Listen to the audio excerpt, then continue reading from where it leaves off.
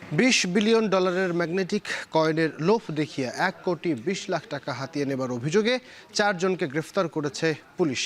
সকালে সংবাদ সম্মেলনে তেজগাঁও বিভাগের ডিসি বলেন, ম্যাগনেটিক কয়েন দিয়ে একটি চক্র বেশ কিছুদিন ধরে সাধারণ মানুষের সাথে প্রতারণা করে আসছিল। এমন অভিযোগের ভিত্তিতে রাজধানীর বিভিন্ন স্থানে অভিযান চালিয়ে 19,50,000 টাকার নগদ অর্থ, 50 লাখ টাকার চেক ও 4টি ম্যাগনেটিক কয়েন জব্দ করে আদাবর থানা পুলিশ। পুলিশ জানায়, চক্রটি মানুষকে লোভের ফাঁদে ফেলে টাকা হাতিয়ে নেয়। বাদী এই কয়েন, ম্যাগনেটিক কয়েন যেটি, এই ম্যাগনেটিক কয়েনটি নেয়ার জন্য তাৎক্ষণিক সেখানে 45 লক্ষ টাকা প্রদান করেন। 45 লক্ষ টাকা দেওয়ার পরেও বাদীর কাছ থেকে আরও 75 লক্ষ টাকা নেওয়া হয় এবং 50 লক্ষ টাকার একটি চেক নেওয়া হয়।